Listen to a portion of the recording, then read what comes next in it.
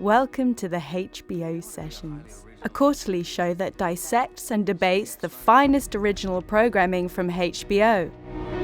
You really are just trying to shake her down. Are you even pregnant? With enough money, I can get away from every rotten, stinking thing that even reminds me of this place. Or you. She actually believes Glendale isn't good enough, that I'm not good enough. You've set her against me. Gathered to discuss acclaimed miniseries Mildred Pierce are Chris Laverty, editor of ClothesOnFilm.com, Georgie Hobbs, cultural critic and journalist, Ben Boyer, senior content and commissioning producer for Sky Atlantic, Julia Murphy-Buskey from The Primrose Bakery. Our guests settle in as Chris Laverty holds court on the couture creations of legendary costumier Anne Roth. The thing with the costumes in Mildred Pierce is that the costume designer, Anne Roth, she's a very well-known costume designer. She did a Working Girl, and she also worked with Kate Winslet on The Reader. But she always says she dresses characters and not actors and actresses. So she always tends to work from the inside out. She works out what makes that character tick, how much money they have, their relationship with other people, the class they're in, the society they move around in, and that's how she decides what they will wear, not so much, oh, that will look pretty in that scene, or that colour's going to go nice against the blue sky, whatever. First of all, the most important thing, as far as she's concerned, is to work out what the characters would wear. I can't think of any other show that has where the costumes are tied so explicitly to the themes of the thing, definitely. And one of the coolest parts about it is that even the less flashy characters, your Wally, he's in what's meant to be kind of a dowdy businessman suit, but it still looks very cool. You know, Mildred, we got business to take care of. Another sort of costume-related thread that's worth noting is sort of the points where people have no costumes on at all.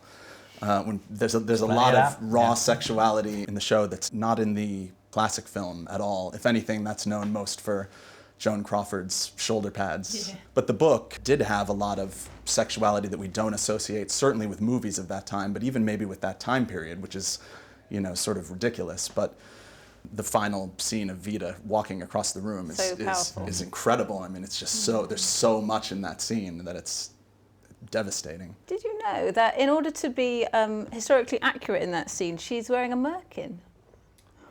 I did not know that. Did you know I was going to go there? I will Google image search that later to confirm. I found out afterwards, and I had to rewind that scene and just have a look. But I didn't know that people wore that back then, and I'm shocked at how historically accurate they went, like what lengths they went to be accurate in a scene where she's not wearing anything. She's wearing something. A feast of food topics for Julia Murphy-Buskey and our guys to get their teeth into. Truth is, I'm not expecting many people since it's my first night, and I haven't had a chance yet to build up my trade. Mildred, I'm telling you, you're gonna have a mob in here. Mildred, this is really something. This place is real.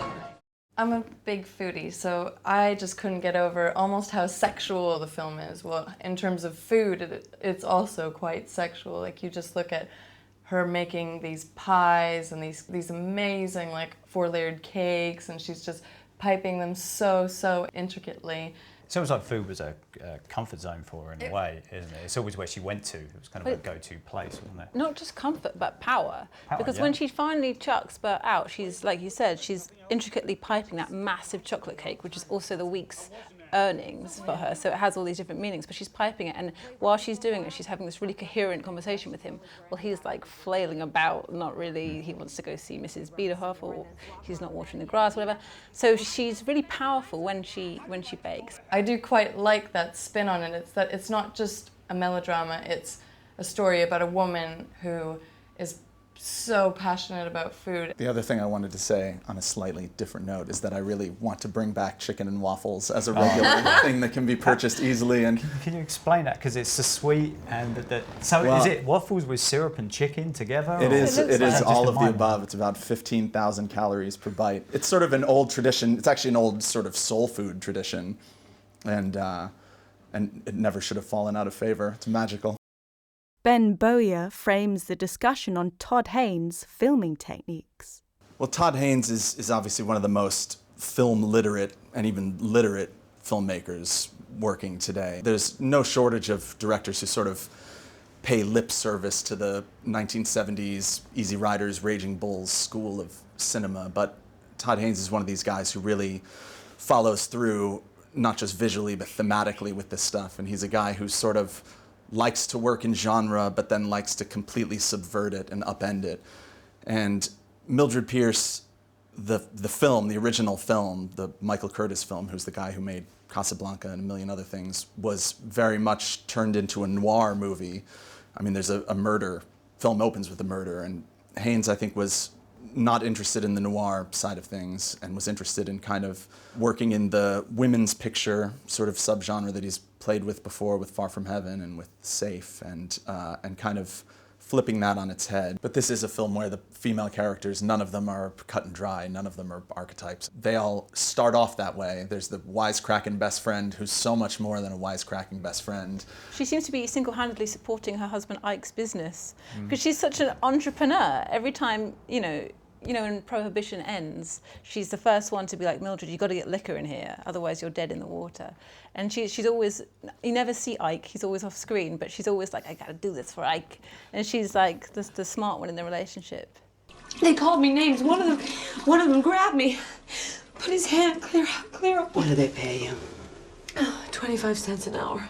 Tips extra? Mm-hmm. Baby, you're nuts. Those tips will bring in a couple of dollars a day, and before you know it, you'll be making $15, $20 a week, at least. More money than you've seen since Pierce Holmes blew up. You've got to do it for your own sake. Nobody pays attention to that uniform stuff anymore. I bet you look cute in that uniform. Todd Hayne is a guy who, you say, make a biopic, and he goes, okay, I'm doing a biopic of Bob Dylan, I'm going to cast 10 different people, one of them Cate Blanchett, one of them a young, you know what I mean? Like, he's not a guy who, when he makes a melodrama, he's not just making a melodrama, he's more than turning it on its head. He does lots of interesting kind of visual tricks. He's fond of long takes and scenes that set characters against each other across a room, and he likes to shoot through windows, and there's a lot of that in this. He shot it on Super 16mm film, which is very kind of in vogue with certain filmmakers. The Hurt Locker and Black Swan were shot on 16mm, but it allows for a very particular aspect ratio and a very particular grain that really brings you back to a certain era of filmmaking. I did find it really interesting that you were talking about his use of mirrors and windows and things like that. I remember distinctly one scene where she goes to the diner and she ends up ordering a ham sandwich, and then they pan to the outside. Just like watching her from the outside just made you feel like you were still so part of the story, and you just saw like her hardship and things like that. But it was such an interesting way to see it. He can get some unbelievable things out of some very basic camera setups. I mean, the scene where Bert and Mildred are first hearing Vita singing on the radio, and you think, how many times have you seen that scene of somebody having this revelation? But God, man, that push in as they're sitting there having this, you know, everything they thought they knew about their daughter, all is conveyed with just this one little shot. I mean, it's incredible stuff. All eyes turn to Julia as she demonstrates just how Mildred made those wonderful pies. So I'm going to show you guys how to make an apple pie, a traditional apple pie. So what we're going to do is we're going to start off by making the dough, which is obviously the most important part. Oh, and while I'm doing this, I might get you guys chopping some apples up and stuff. It's good to do some prep work. So with this pastry, I have here 350 grams of flour, which is about 3 cups. And what you want to do is you want to add a good pinch of salt. It's always a good pinch. When something says pinch, you've got to do a good pinch. And then here I have 175 grams of butter, which is cold and diced up. So I'm going to throw this in here. Can I just say that my respect for Mildred Pierce has already jumped tenfold? This is the most exhausting thing that's ever happened to me. So now that you have a mixture that kind of resembles fine breadcrumbs, what you want to do is you add your water. So we're going to do about 5 or 6 tablespoons. It depends on the time of year and the weather and how cold your butter is and all that stuff. And I'm going to grab this out, pop it on the table here. Just kind of make sure that all the little crumbs and bits and stuff are together. And I'm gonna wrap this in cling film and pop it in the fridge for 30 minutes. Next, what we're going to do is make the filling, and amazingly and beautifully, the boys have chopped up 6 tart Granny Smith apples. Add a ½ cup of packed brown sugar. We're gonna add a ¼ cup of vanilla sugar. We'll add a bit of cinnamon, so about a teaspoon of cinnamon there. Just a good pinch of cloves, and then 2 teaspoons of corn flour. So let's just give that a little mix. So next what we'll do is we'll roll out the pastry. You want to roll the dough out so that it's slightly larger than the pie tin. Flip your pastry up and over your rolling pin, and then rolling it back over your pie dish. Really important to prick the base. If you don't prick the base, the heat will rise up in the middle and you'll have kind of a funky bottom. Take this delicious filling that the boys made, and we're gonna pop it into our pie. Oh, and some of it's gonna escape. So next what we're gonna do is just do the top. Flour your rolling pin, don't forget. Just lightly pick it up. Now over the pie. Take a bit of water, lightly dampen the edge of the pastry, and that will help the 2 crusts to bind together. Nice sharp knife all the way around. Cut that excess pastry off. Next what we're gonna do is do that perfect Mildred's crimped edge, just by using my thumb and pressing in between both fingers, so it kind of gives you like a bit of a nice ruffle. So last bit, crack an egg, give it a bit of a beat, and brush the top of the pastry with this egg wash.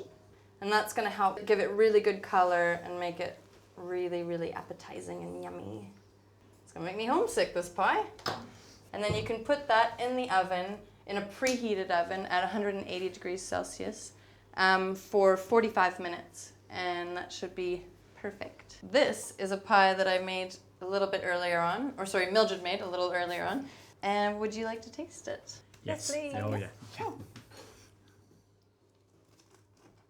Oh yeah. I love when it makes that little crunch noise.